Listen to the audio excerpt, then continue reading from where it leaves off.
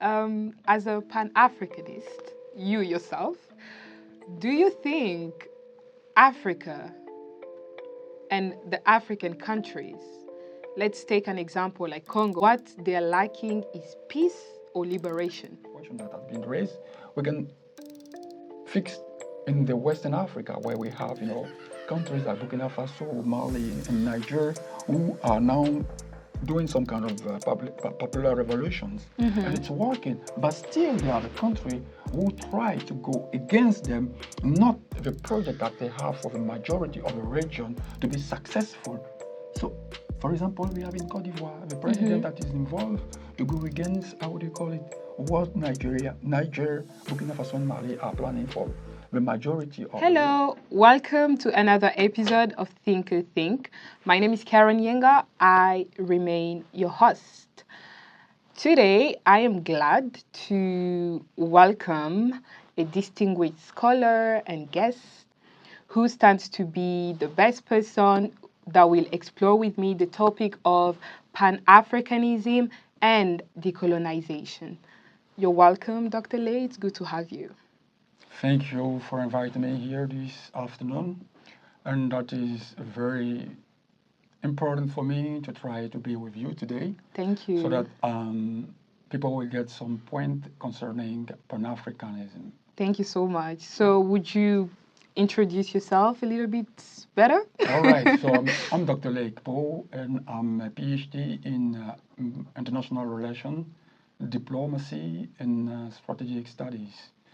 And I have a PhD in public law, main field studies, political science.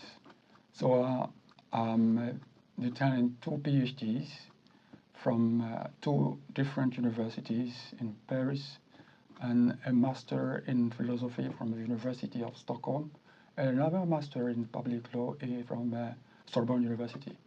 So that's how I can describe myself.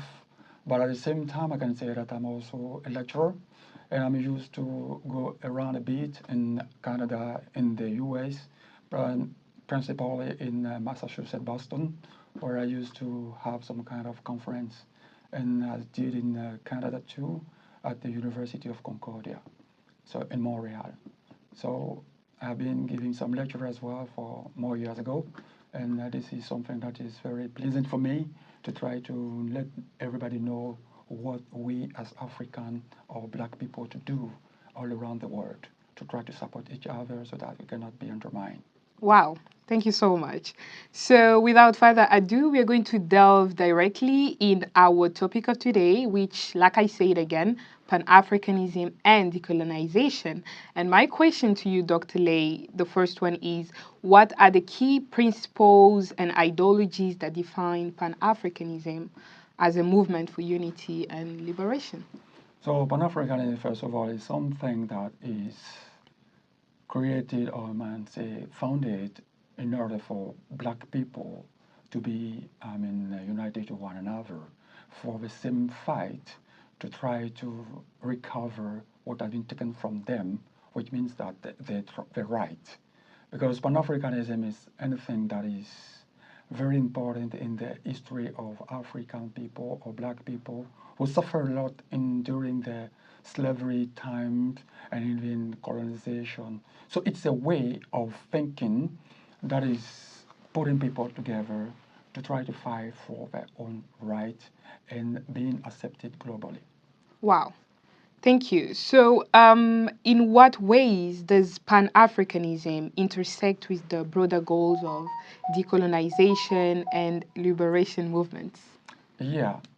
First of all, when you say already colonization or decolonization and free of movement or liberty, something like that, all of these things have to do with, human rights and fundamental freedoms, which means that we have to be accepted each other as equal, as it is instituted by the first article of the Universal Declaration of Human Rights, which means that all people are born free and equal in right and in dignity and right, and are endowed with conscience and knowledge so that they have to work together with brotherhood.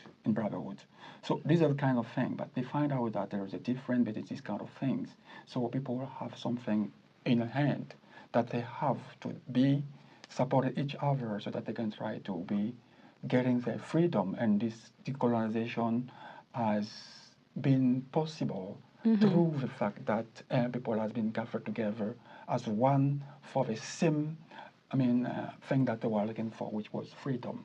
So this is how it can be interconnected. How it can intersect, yeah. Yeah. Okay. And do you think that Pan-Africanism as a whole has actually helped with the decolonization of Africa? Let's have a focus on Africa. So concerning Africa, Pan-Africanism and decolonization, if they help African to be together, that was probably the issue or the ideology that we were supposed it should be. But at times, it's not, the purpose is not achieved or the goal is not fulfilled because of some other people who can try to be a barrier for, Pan-Africanism to go ahead as we wished it has to be.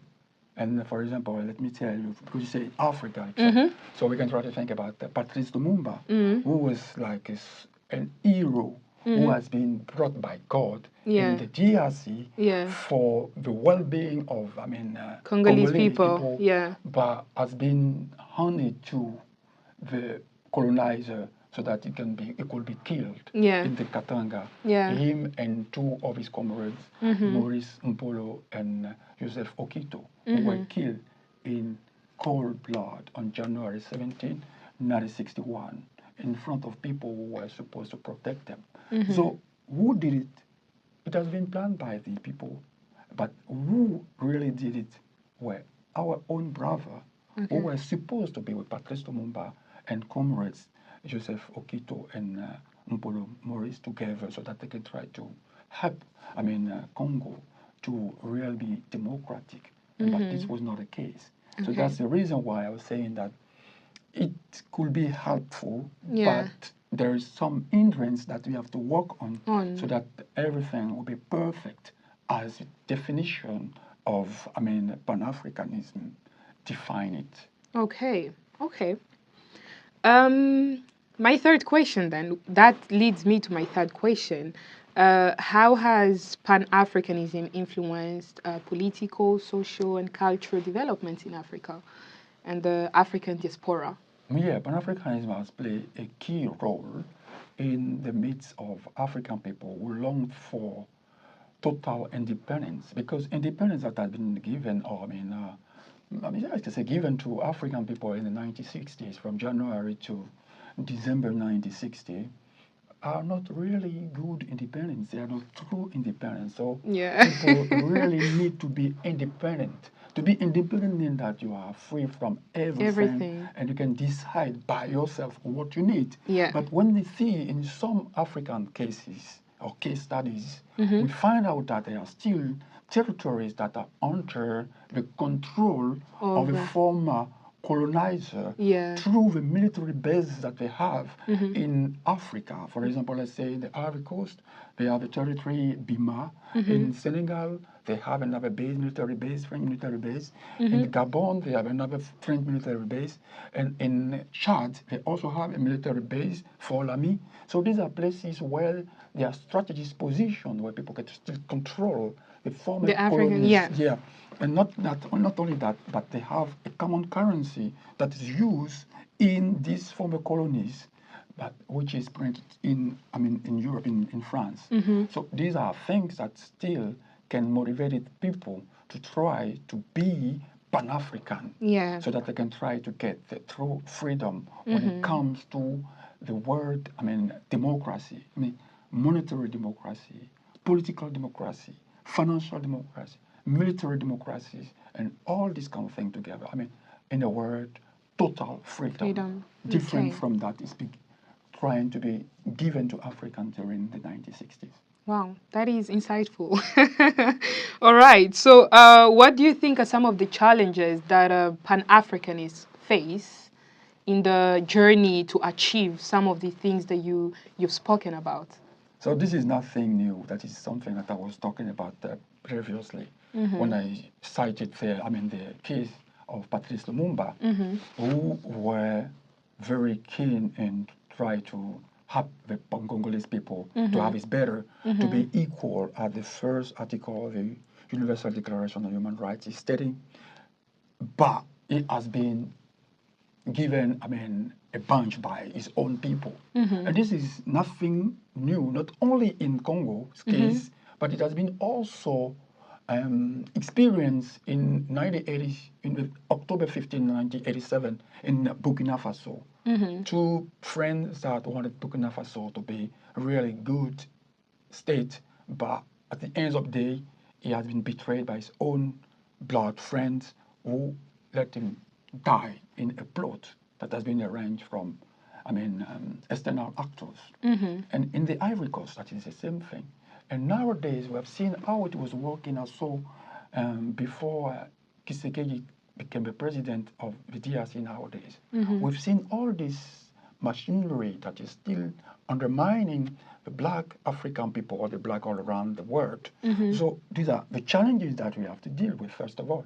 How we can try to convince the other people who came against their own brother African not to fulfill what they have for plan for the majority.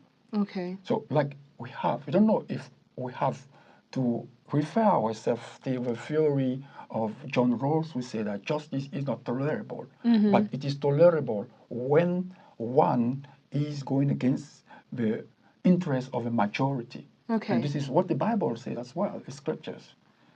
Better one to die than many to be killed. Yeah. So I don't know if we can try to use the kind of thing or what we have to do. It is about the lack of knowledge that make people not to react as the other wants to be for the majority. So what we have to do, we have many things to try to deal with. Let's say if we have to refer ourselves to the question that has been raised, we can fix in the Western Africa where we have, countries like Burkina Faso, Mali, and Niger who are now doing some kind of popular revolutions, and it's working. But still, they are the country who try to go against them, not the project that they have for the majority of the region to be successful.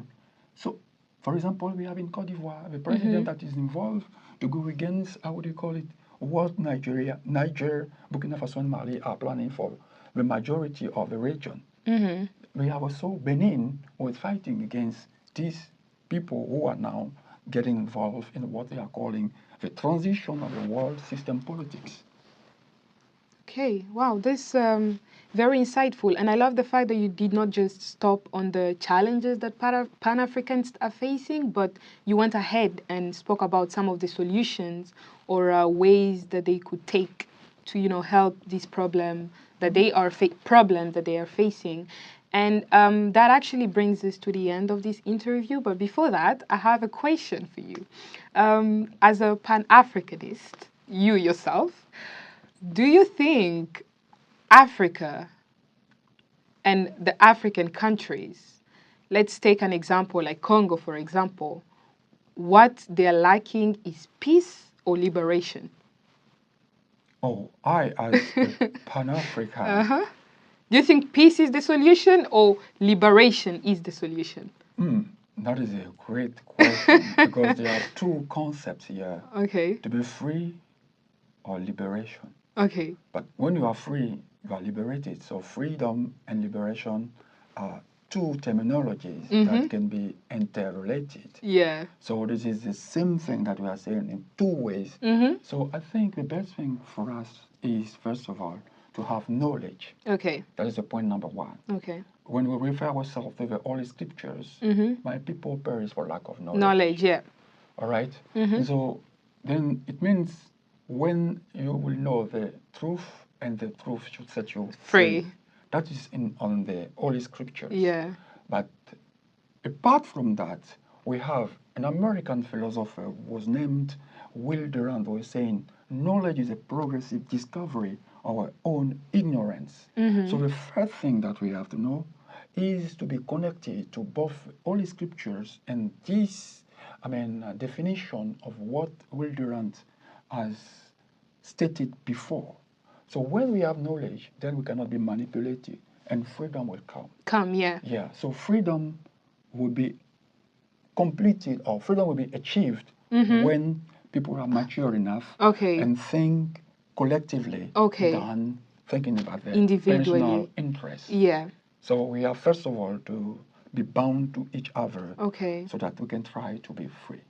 So freedom and liberation are both the same thing that can be achieved through knowledge and through togetherness. Okay. This kind of thing. That's what we have to first of all be focused on to achieve freedom or liberation. Okay, so long story short, liberation is the answer. All right then. Thank you so much, Dr. Lay. It was very good and pleasant to have you today. Thank you very We much. hope to have you sometime next time again. But this brings us to the end of our interview. But before that, I would want to highlight his book, The Assassination of Patrice Lumumba, a very, very, very good book to look at for those who are interested about the story of Africa as a whole, but of Congo as well. Thank you so much. Bye-bye. Thank you very much.